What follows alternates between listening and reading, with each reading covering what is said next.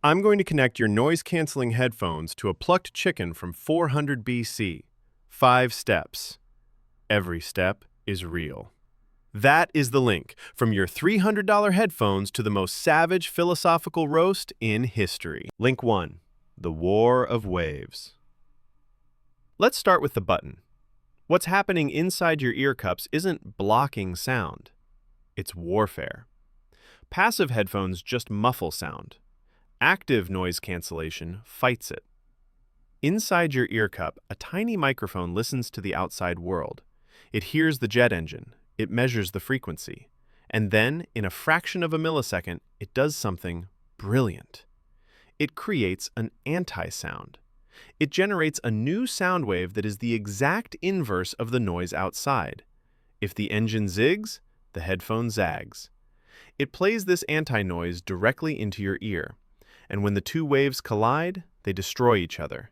They cancel out to zero. You are listening to a mathematical suicide pact. Physics is, wild! But here's the catch. We invented this because we are obsessed with silence. We treat silence like the default state of the universe. But one man proved that was a lie by humiliating an entire audience. Link 2. The Sound of Panic. Link number 2. 1952. Composer John Cage wanted to find absolute zero. He walked onto a stage, sat at a grand piano, opened the sheet music, set a stopwatch, and then he did nothing. He didn't play a single note. He just sat there, frozen, for exactly 4 minutes and 33 seconds. The audience was confused, then annoyed. Then they panicked. Because without music, they were forced to hear everything else. The wind, the rain, the squeak of chairs, their own breathing, the blood rushing in their ears. The piece was 4 minutes 33 seconds. It wasn't a prank. It was a philosophical grenade. Cage was proving a terrifying point. Silence does not exist. Even in an anechoic chamber, you hear your nervous system operating. You cannot delete sound. You can only ignore it. Cage believed that by labeling something as music and something else as noise, we were blinding ourselves to reality. But where did a modern American composer get the idea that definitions are traps? Link 3. The Trap. Cage was a scholar of Zen Buddhism and ancient philosophy. He spent his life trying to deconstruct the human ego. He realized our brains are addiction machines for labels. We look at a tree and say, tree, and suddenly we stop seeing the bark, the leaves, the light. The label replaces the reality. Cage hated this. He wanted to experience the raw data of the universe without the filter of language. And this hatred of definitions traces back to the most argumentative place on Earth, ancient Athens, the Academy. Link 4. The Featherless Biped. The Academy was the first university in the West. The headmaster was Plato. Plato loved definitions. He believed completely in categorizing the chaos of life. One day, his students asked, "What exactly is a human being?" Plato thought about it. He looked at animals.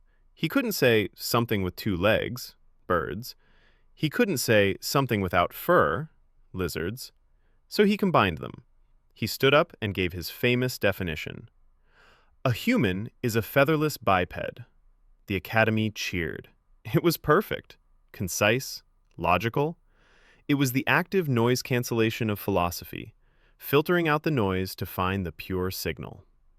But one man didn't cheer. One man decided to burn the whole school down. Link 5. Behold, a man enter Diogenes the Cynic. If Plato was the Ivy League professor, Diogenes was the homeless guy screaming at traffic. He lived in a giant ceramic wine jar on the street. He owned nothing. When he saw a child drinking water from his hands, he smashed his only wooden bowl because it was too much luxury. He despised society. He despised civilization. So when he heard Plato's featherless biped definition, Diogenes didn't debate. He went to the market, he found a chicken, and he plucked it. He ripped every single feather off until it was nothing but shivering pink skin. Then he marched into Plato's lecture hall. He held the naked chicken high in the air right in front of the elite students. And he screamed, "Behold, I've brought you a man!" It was the ultimate mic drop. He took Plato's perfect definition and shoved the raw, ugly, noisy reality in his face. Diogenes had proven that no matter how hard you try to define the world, you can never fully control it. And that is the link. Your headphones try to mathematically cancel the world because we are obsessed with controlling our environment, which inspired John Cage to force an audience to listen to the uncontrollable noise of silence, which was rooted in his study of ancient philosophy, which led to Plato trying to put humanity into a box, which ended with a homeless philosopher storming a university to wave a naked chicken at the smartest man alive. From active noise control to behold a man, that is the link.